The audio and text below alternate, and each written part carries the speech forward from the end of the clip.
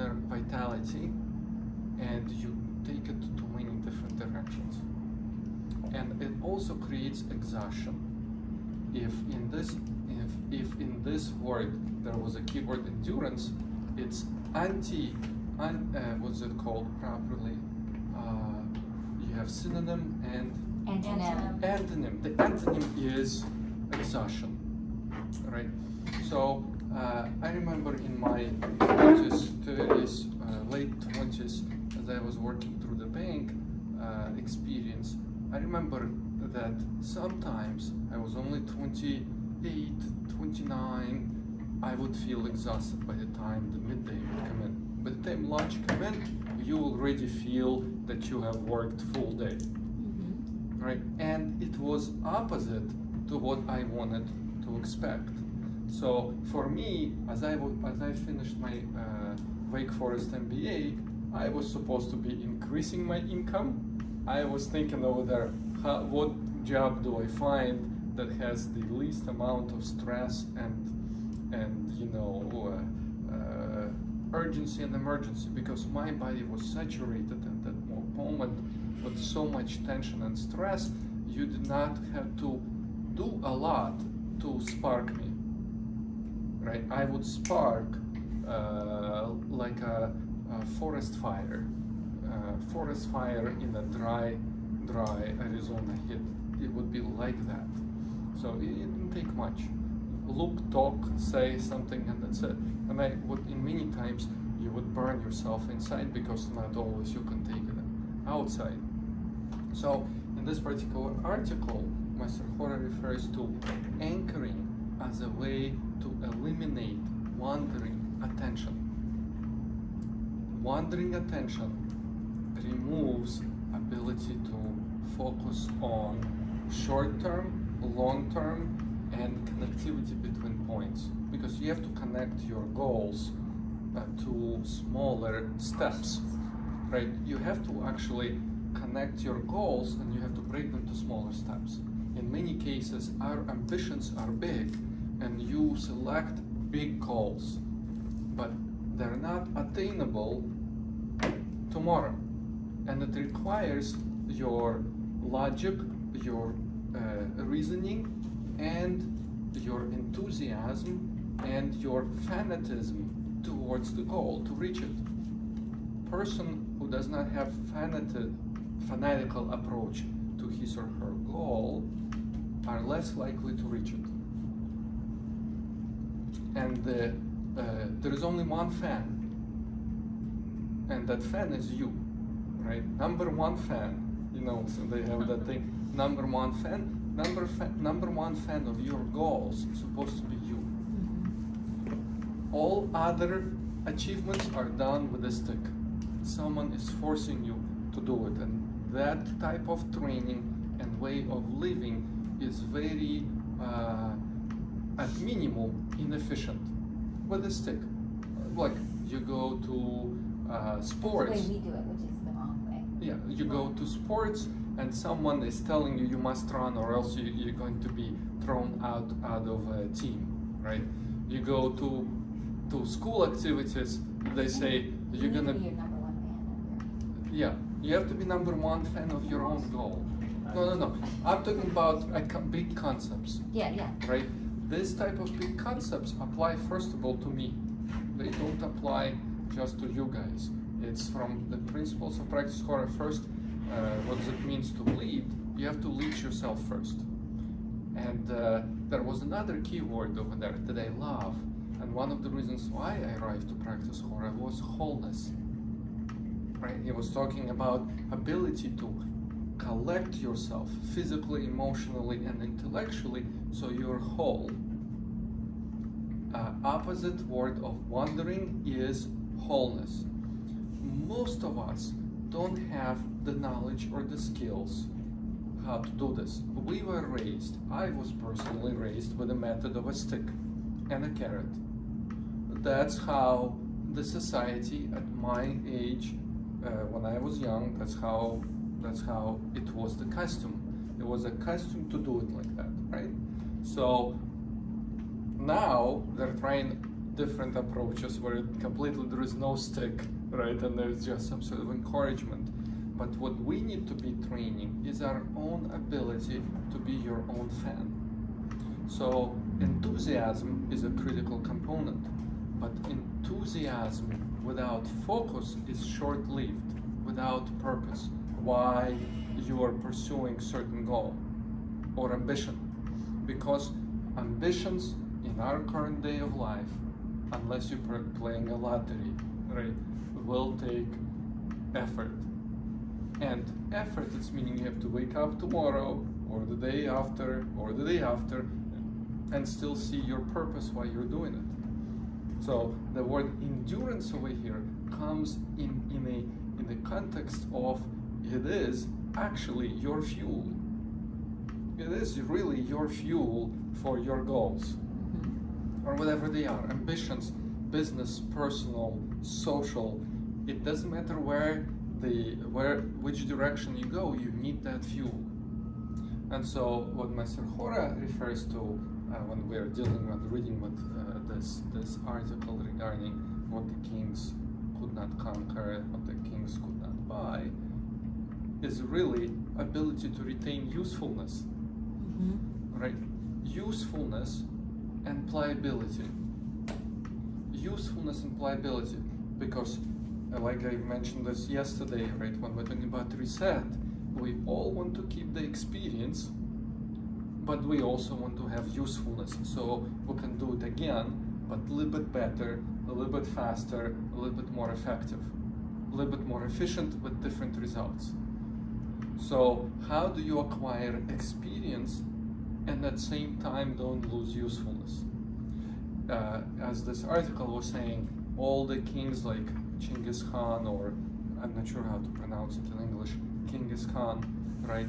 They all wanted to have a useful, the fountain of youth. Currently, if you are in any principles of investing, there are billions and billions and billions of dollars going right now to longevity research and longevity pill and longevity methods.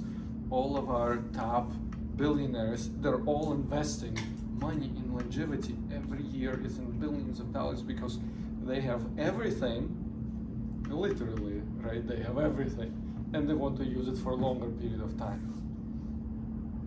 So the concept of anchoring is the first step to organizing yourself where your focus becomes a tool versus an accident. Most of us, at least me, before practice Hora, was focusing under duress. You know the word duress? Yes. Pressure. Yeah. Under external pressure. Someone was pressuring me, right? Either directly or indirectly, either through grades, either through other punishment or penalty, right? Or I was focused because I wanted to do something. You have only two types of focus. So the question is, where do you want to spend more time? You will still have to do it. The question is, do you want to do it from under duress, or do you want to do it under your own intent?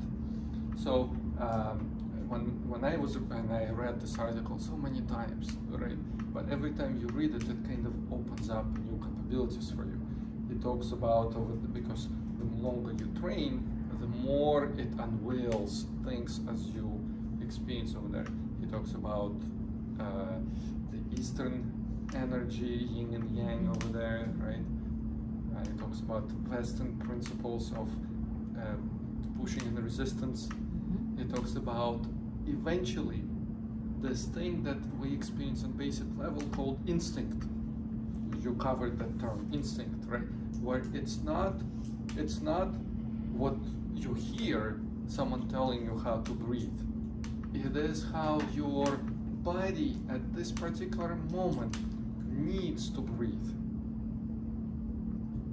The power breathing, the instinctual breathing, the deep cleansing act requires your own instinct to actually take your body to the next level versus someone else like me telling you how to breathe on 1, 2, and 3. Like you have experienced before in other systems where they tell you breathe in and then breathe out, or start counting to 1 or to 10 and breathe it out. Each lungs, each psyche, each state, when the human comes, it's never the same, right? Whatever is comfortable for you on 1, 2, 3, it's not necessarily comfortable for another, and that's how imprint happens. When other people motives get imprinted on you versus you making the choices independently how to do it. So in this particular article, the founder of the system start uncovering the value of instinct, which we usually ignore. For us, it doesn't exist. We live in a city, right? You don't hunt, you don't do a lot of things, you don't really feel instinct. So here, in a basic level, it allows for a person to experience what it means to have instinctual breathing activated by your own effort. Because as you push an effort into elongation, what does it do? You're getting into anchored position, you have different inner focus, and then as you start to elongate, you activate your own instinctual breathing. And it is one of the most powerful liberating activity, because at minimum you liberate tension. At minimum your tension goes down, right? And you have experienced it when you were doing it in class. Suddenly your body becomes lighter, right? And then you stand up and you have the capacity to do something. That's why in Practice Horror we always say whoever practices in this system must have social goals, business goals, personal goals, because as you get the vitality or recapture some of that vitality and retrain ability to remove wandering attention and to concentrate, it must be for something productive. Your efficiency and my efficiency and everyone's efficiency depends on this thing called coefficient factor. How much did you input and how much did you receive back? So medical health versus evolutionary health, right, versus natural health, they're all different principles, but at the end it's about input and output. Input and return, right? Investment and return. What do you get for your input of time and vitality, right, and your attention? So I know we're gonna go back to our training, and we're gonna continue to train at minimum anchoring, right? So you can activate your instinctual breathing, and at maximum you are training how to collect yourself, how to remove wandering mind, and how to assemble different type of mobilization, where instinct becomes not just something of in books of biology and to Animal Planet. It becomes something that you are aware of, and you don't stop it when it comes to your own breathing. You don't stop it when it's time for you to train decision making. And instinct also helps you in this thing called pretty much focus, efficiency. So that's what we're gonna go and train, unless you have other questions. That's good. Yeah, but that's kind of what you read. That's kind of what I read. Right? At least on those big keywords and how you connect them, because sometimes 8 pages and it kind of goes into east and west concepts, and you have to connect it to yourself. What is the most, how do you summarize it? I always view knowledge on, can I apply it? If I cannot apply it, this knowledge is not on my level, right? If you cannot apply it, why did you read it? Or why did you show it to me? Or why are you teaching me? I'm not in theoretical kind of concept, right? But even those theories are provable over time. Okay, so let's go and do exercises. Yes? Yes. All right.